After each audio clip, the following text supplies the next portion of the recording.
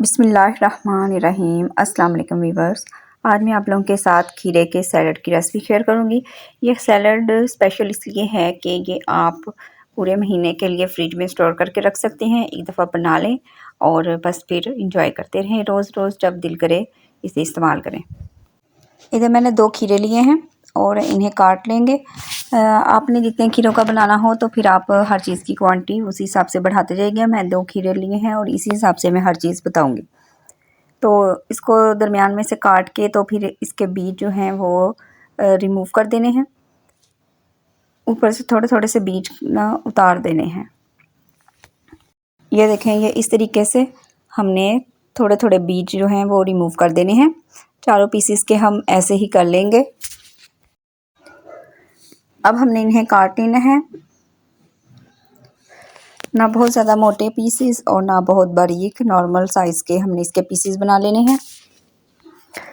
इसी तरीके से हमने सारे खीरे को काट लेना है।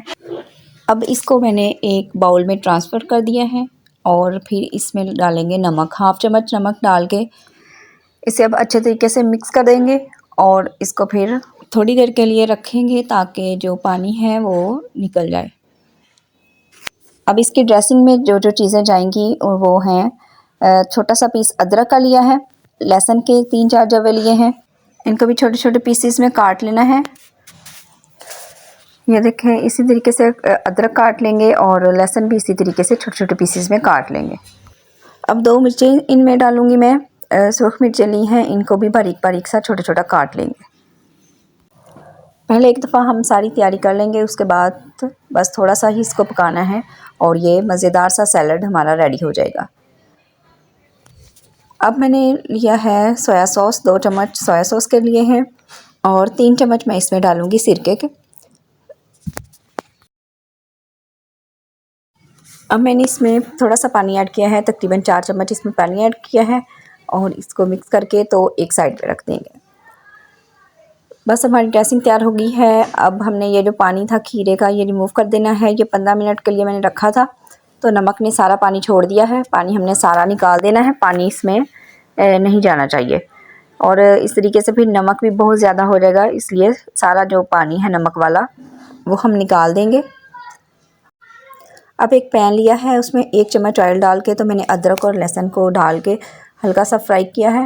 बस हल्का सा ही फ्राई करना है इसको और इसमें साथ ही जो मिर्चें हमने काटी थी वो इसमें शामिल करेंगे, थोड़ा सा इसको फ्राई करेंगे। अब सोया सॉस और सिरके वाला जो मिक्सचर तैयार किया था वो इसमें शामिल कर देंगे और इसको थोड़ा सा पकाएंगे। मेरे चैनल पे जो नए हैं वो काइंडली से सब्सक्राइब कर दें। वीडियो कैसी लगी आपको फीडबैक भी ज़रूर दिया करें और लाइक भी कर दिया करें। और जो लोग फेसबुक पे मुझे देख रहे हैं वो मेरे पेज को फॉलो ज़रूर करें। तो अब बस हमने इसको थोड़ा सा पकाना है ताकि ये थोड़ा सा थिक हो जाए और फिर इसमें हमने शामिल कर देने हैं खीरे डाल के तो बस फिर अब इसे हम 2-3 मिनट के लिए ही पकाएंगे, ज़्यादा नहीं पकाना इस स्टेज पे इसको।